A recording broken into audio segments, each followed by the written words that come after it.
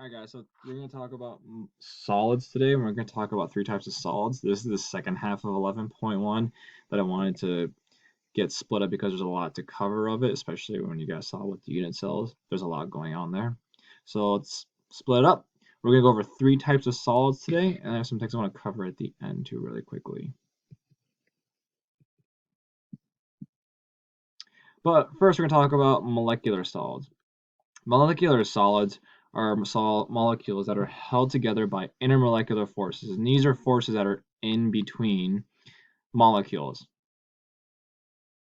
Okay, so it's the forces that hold different molecules together, like two molecules of water together, for example. Like if we had water here, right, it'd be the forces where it's holding two of these water molecules together. Okay, so it's these forces that are intermolecular forces. And these forces are generally very, very weak. All right. They are the weakest type of ones of them, and they make solids very soft and have very low melting points. Okay. And what solids I mean by that is like a good example you use every day is butter, right? Butter is a solid, right? But as you guys know, it's very, very soft because as you get it outside the fridge or whatever, it starts melting slowly. Okay. So because of that, those intermolecular forces, that's what makes it very soft because it melts at a low temperature. Another example, if we talk about molecular solids, are like fatty acids. Okay, molecular molecular shape also plays a role in their physical state. Okay, so like fatty acids are molecular solids are held together by intermolecular forces. Okay, but if you guys notice, so this is a saturated fatty acid. Okay, while compared to this, you have an unsaturated fatty acid. So if you guys remember, these are all single bonds that are the single lines are drawn here, and that double one is a double bond. And if you look at the saturated compared to unsaturated, the unsaturated has one double bond that's almost like in the middle of the fatty acid chain.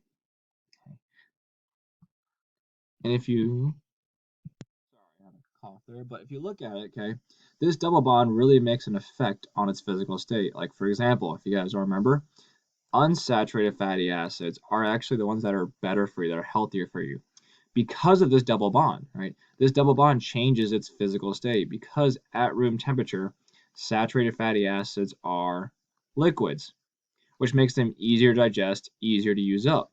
Compared to saturated fatty acids at room temperature, they are solids, which makes them harder to digest, harder to actually break down because they're all linear in this chain. You could have multiple saturated fatty acids stacked and stacked and stacked on top of each other, making them very, very like solid. While unsaturated, this double bond, they're not easily stackable anymore, right? So that's what makes them actually be liquids at room temperature.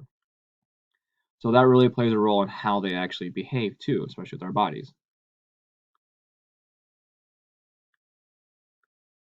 The second one is going to be called covalent network solids. And what I mean by that is basically that these are atoms that are held together by covalent bonds. Okay? Covalent bonds are even stronger than molecular bonds. All right. And a good example is like carbon and silicon, right? Those are the two prime examples of covalently networked solids. And diamond, if you guys don't know, is just carbon, right? It's all one molecule, just straight carbon. So again, diamond is just all one molecule. There's many carbon atoms that are just bonded by what we'll be using. Remember, we talked way back when we talked about bonding of atoms were those hybrid orbitals. Okay, but those hybrid orbitals is really important. They're covalently bonded throughout the whole structure of a diamond, which makes it very, very, very. This should be hard. I don't know why I put had there, but it makes it very, very hard. As you guys know, diamond is the hardest substance on Earth. Okay, and because it's very, very hard, it also makes it have a very high melting point, which is 3,000 degrees Celsius, which is very huge, right? Nothing really on Earth has, not a lot of things on Earth have that high of melting point. So if we look more at diamond and carbon and all that fun stuff, let's look at graphite, for example, which is another type of covalently bonded carbon network, right? You guys use graphite all the time in your pencils. So if you guys look at graphite, okay, graphite is basically these layers and layers of sheets. Okay, these sheets are actually called graphene. But compared to carbon, where you had 4 bonded carbons bond to each other, this one only has 3 now. So if you look at one carbon, it's only bonded 3 times compared to carbon. So because it's only 1, 2, 3 times bonded compared to what diamond, which is 4 times, this makes it actually a little bit weaker now, which is why you're able to write stuff down on your paper. Okay. So graphite is still strong, but not as strong as what diamond would be because it's only bonded 3 times.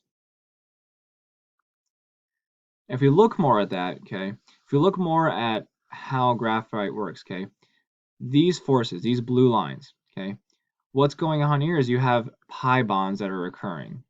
Which remember, pi bonds which are basically double bonds. Okay, so these are almost equivalent to double bonds that are happening between these sheets and sheets of graphene to make graphite.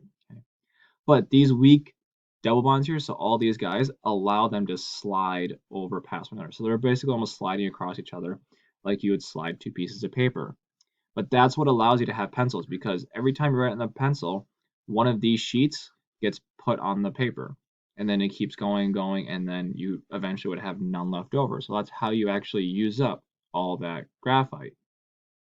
The cool thing about this too is if you actually hooked up a voltmeter and you measured the difference between these 2 spots, so here and like here, between those 2 where the pi bonds are occurring, you'll actually be able to see a difference in potential, which means you'll see electrons flowing back and forth and you'll get some sort of voltage out of that. That's another cool thing about graphite.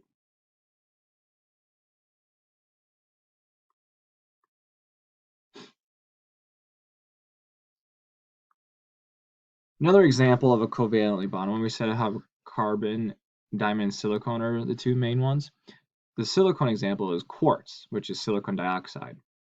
Now, this might get a little weird, but what quartz is it's a covalent network first of silicon tetraoxide. So you have silicon tetraoxide, it's actually covalently bonded, but every silicon atom is covalently bonded to 4 oxygen atoms, but each oxygen is bonded to 2 silicon atoms.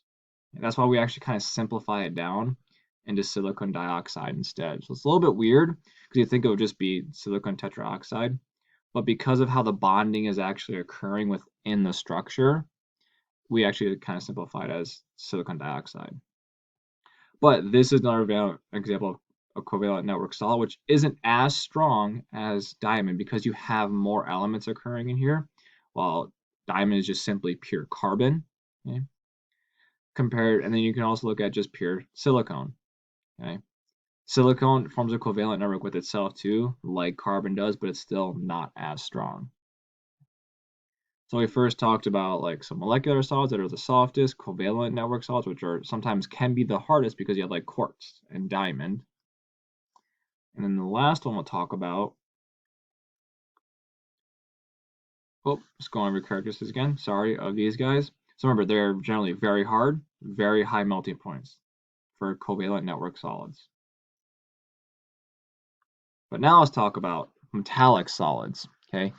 These aren't as strong as covalent network solids, but they're stronger than molecular solids, okay? And the bonding here is not covalent like the covalent network solids because there's just not enough electrons for them to actually bond like that. So when we talked about bonding and electrons, it just doesn't have enough. That's why it can't be a network like a covalent network is, but it still has some electrons to make it actually stronger than molecular solids. But these bondings actually come from the valence electrons. All right, so remember, we're going back to those valence electrons, those outer electrons. And as your number of valence electrons increase, your bond strength increases, which makes it actually even harder, more durable. Okay? And what I mean by that is let's compare sodium and iron. Sodium has 1 valence electron. Iron has 8 valence electrons. Remember, you count those valence electrons. Well, if you look at sodium's melting point, it's only almost 98 degrees Celsius, while iron is 1500 degrees Celsius because it has more valence electrons. So the more valence electrons that you have, the more bond strength you have, the harder the material will become, the more durable it will become now for metallic solids. And that makes sense because if you look at sodium, sodium is what we call actually a soft metal. You can cut it with a knife, but you can't cut iron with a knife very easily. Right? That takes a lot more effort, a lot more work, a lot more power.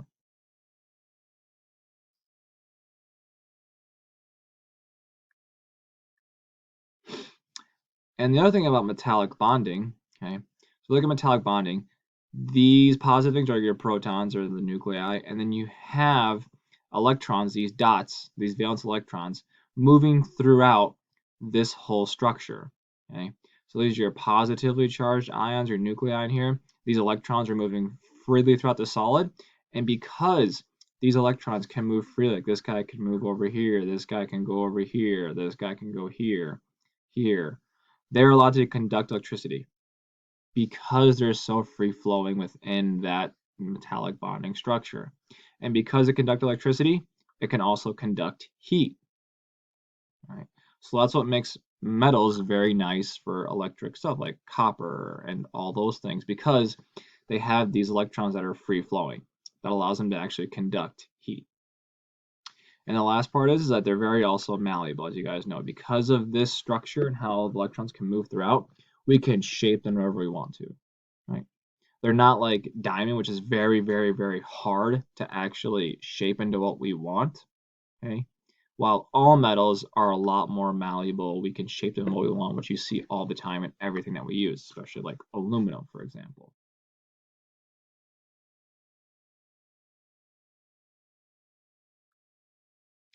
All right, but those are really the three types if you look at it. So again, just for a refresher, okay, the weakest one out of all of them are molecular solids. The next strongest is going to be metallic bonding solids. And then the strongest solids you're ever going to find are going to be one of those covalent network solids like diamond and silicone, like quartz. Okay? But that's all you have for today, right? The rest of the assignment is the rest of 11.1. So you're going to finish the rest of 11.1. You'll hand that in. That's due on Friday. Okay. And remember now, I also post this on the e-learning lesson plans now, in that I'm going to have all the assignments due on Friday now, just to make sure we're all clear. It'll be easier for all of you. So every assignment that we do within a week will be due on Friday, and Friday is going to be like a catch-up day now. Okay, so I'm going to give you like a little break, catch up on stuff you need to do. If you have all of your chemistry stuff done, then you get a day off from chemistry, basically. Right? That's how it's going to work for this e-learning, because I want you guys to have more time to do other things, other classes too. I'm not going to overload it right now is my whole goal. But if you have any questions on that, let me know, and I'll talk to you guys next week.